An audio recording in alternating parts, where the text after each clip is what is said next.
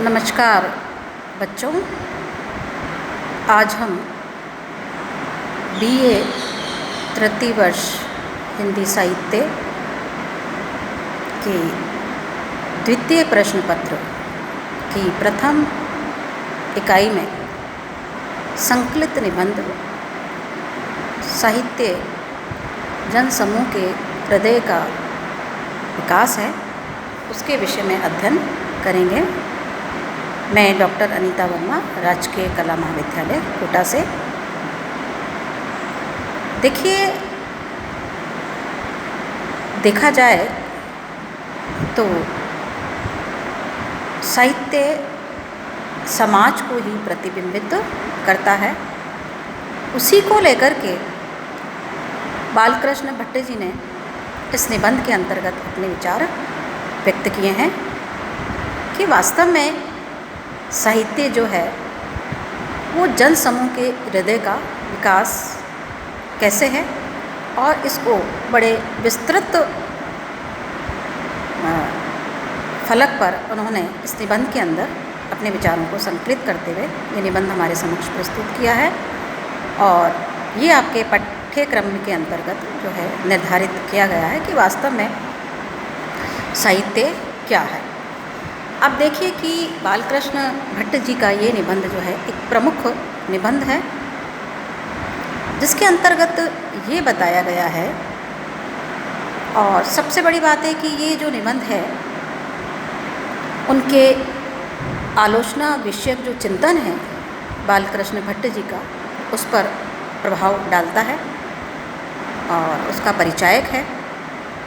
हिंदी आलोचना के इतिहास में संभवतः ये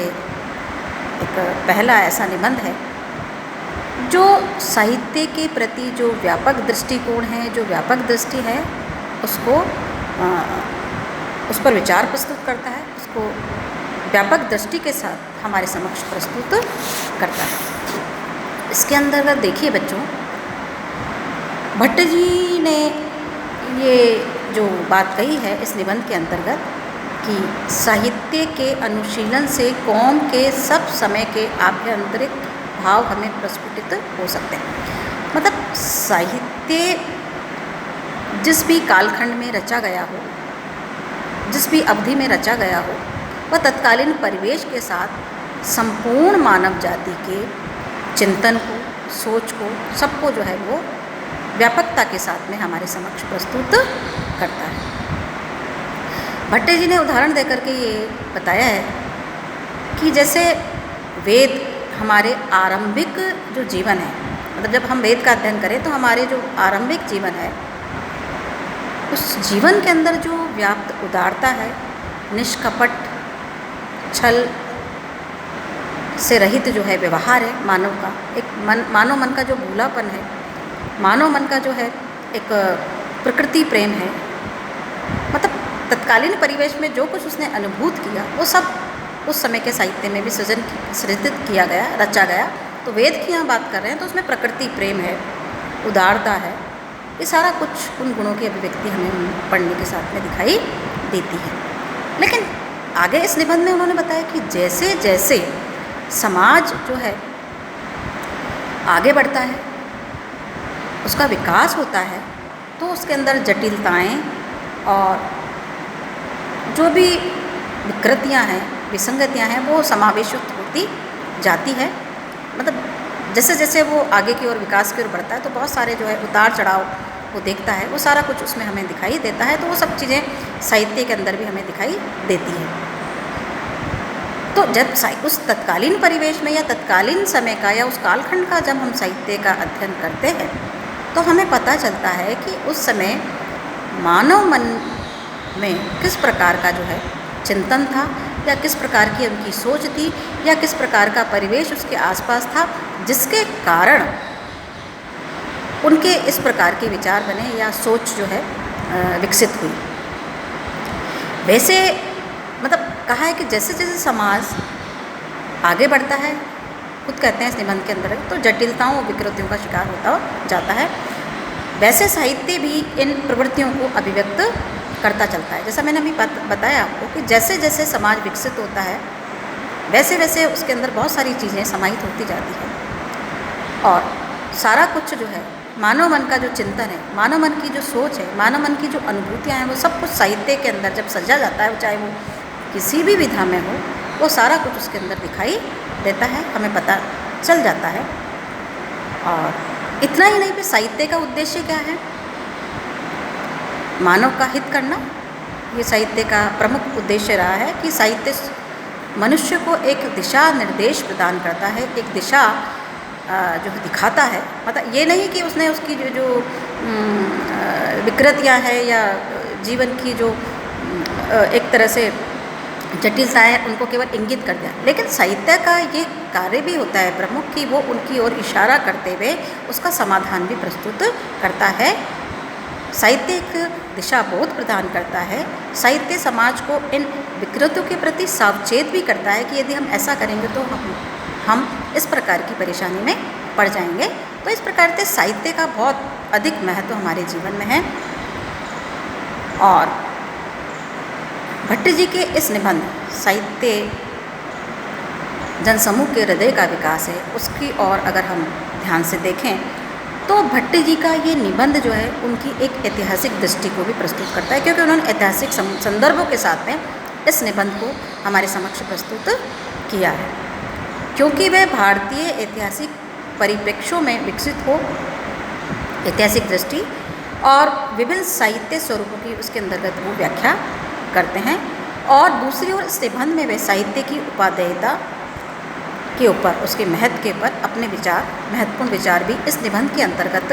जो है बालकृष्ण भट्ट ने प्रस्तुत किए हैं, जो पाठ आपकी BA तृतीय वर्ष के अंतर्गत जो है द्वितीय प्रश्न पत्र के अंदर यूनिट फर्स्ट जो है उसमें ये निबंध संकलित है। और उन्होंने अपने इस संपूर्ण निबंध में मानव मन की अनुभूतियों को विभिन्न प्रकार से यहाँ पर स्पष्ट किया है कि वास्तव में साहित्य में जनसमूह का हृदय कैसे परिलक्षित होता है, किस प्रकार से हमें दिखाई देता है। तो एक प्रारंभ जो है बालकृष्ण भट्ट ने इस निबंध का किया है, उसको मैं थोड़ा सा आपको पढ़ के बताती हूँ, फिर उसके बाद में उसको हम समझने का प्रयास करेंगे। देखिए कि प्रत्येक देश का साहित्य उस देश के मनुष्यों के हृदय का आदर्श रूप है। जो भी साहित्य सजा जाता है वो उस देश के मानव मन, मनुष्यों के हृदय के आदर्श स्वरूप को हमारे समक्ष प्रस्तुत करता है। जो जाति जिस समय जिस भाव से परिपूर्ण या परिलुप्त रहती है, वे सब उसके भाव उस समय के साहित्य की समालोचना से अच्छी तरह प्रकट हो सकते हैं। मनुष्य का मन जब शोक, संकुल, क्रोध से उद्दीप्त या किसी प्रकार की चिंता से दो चित्ता रहता है, उसकी मुख छवि तमसाच्छन्न, उदासीन और मलिन रहती है। उस समय उसके कंठ से जो ध्वनि निकलती है वह भी या तो फुटही ढोल समान बैसुरी, बेताल, बेलय या करुणापूर्ण, गदगद तथा विकृत स्वर संयुक्त होती है। वही जब चित्त आनंद की लहरी से उद्वेलित होकर नृत्य करता है तो सुख की परंपरा में मग्न रहता है। उस समय मुख विकसित कमल सा प्रस्फुटित, नेत्र मानो हंसता सा और अंग अंग चुस्ती और चालाकी से फिर हरी की तरह फरका करते हैं। मतलब ये प्रारंभ उन्होंने अपने निबंध में, शुरुआत इस निबंध की यहाँ से हुई है कि प्रत्येक देश का साहित्य उस देश के मनुष्य का हृदय का क्या एक आदर्श स्वरूप प्रस्तुत करता है। जो जाति जिस समय, जाति से तात्पर्य यहाँ पर समाज से है कि जिस समय जो मनुष्य जाति है, जो मनुष्य का जो समूह है, जिस भाव से परिपूर्णता, मतलब उसके मन में जो भाव उस समय प्रमुखता से रहता है, उसके हृदय में समाया रहता है, तो वे सब उसके भाव जो है उस समय के, अगर वो साहित्य सृजन करता है तो वे सारे के सारे भाव, सारी अनुभूतियाँ उस तत्कालीन समय में सृजित किए गए साहित्य के अंदर भी परिलक्षित होती है, अर्थात दिखाई देती है। कैसे, मतलब उदाहरण से वो समझाते हैं। कैसे, देखिए कि मनुष्य का मन जब शोक, संकुल, क्रोध से उद्दीप्त या किसी प्रकार की, मतलब यदि मानव मन या मनुष्य अगर द्वंद्व में है परेशान है, चिंतित है, उसके मन में अंतर्द्वंद मचा हुआ है, तो उस समय जो साहित्य सृजा जाएगा या जो अनुभूति होगी उसका प्रभाव उसके पर अवश्य दिखाई देगा। जैसे कि जब मनुष्य का मन जब चिंता से दो चित्ता रहता है, द्वंद्व उसमें अंदर रहता है, तब उसकी मुख छवि कैसी दिखाई देती है? तमसाच्छन्न, ऐसा लगता है अंधकार, काली मासी, मलिनता उसके चेहरे पर हमें दिखाई देती है। उदासीनता, मलिनता उसके मुख पर हमें देती है, क्योंकि उसके मन के भीतर क्या है? चिंता व्याप्त है, उसका मन प्रसन्न नहीं है। ये सारी कुछ चीज़ें उसमें हमें दिखाई देती है। उस समय उसके कंठ से जो ध्वनि, अब उस समय जब वो बोले, जैसे कोई आदमी परेशान है, कोई दुख में डूबा हुआ है, अगर उससे कोई बात करना चाहता है तो उसके मुख से जो भी बात निकलेगी तो ऐसा लगेगा कि सारा दुख जो है शब्दों के माध्यम से प्रकट, उसके भीतर का जो दर्द जो है पिघल करके उसके भीतर की जो चिंताएं सारी उस समय प्रकट हो जाती है। उसके बोलने मात्र से ही पता चल जाता है कि वास्तव में ये खुश है या दुखी है। यही यहाँ पर बालकृष्ण भट्ट इस निबंध के माध्यम से प्रस्तुत करना चाहते हैं। तो साहित्य जन समूह के हृदय का क्या होता है? विकास होता है। जन समूह का जो हृदय होता है उसकी अभिव्यक्ति साहित्य के माध्यम से हमें दिखाई देती है, और प्रत्येक कालखंड को वो क्या कहते हैं, उसका प्रतिनिधित्व भी वो करती है कि किस कालखंड में किस प्रकार की जो है समय रहा है, किस प्रकार का चिंतन रहा है, किस प्रकार की परिस्थितियाँ रही हैं, किस प्रकार की समस्याएं उस समय परिवेश में या समाज में व्याप्त, सारा जो चिंतन है साहित्य में उतर करके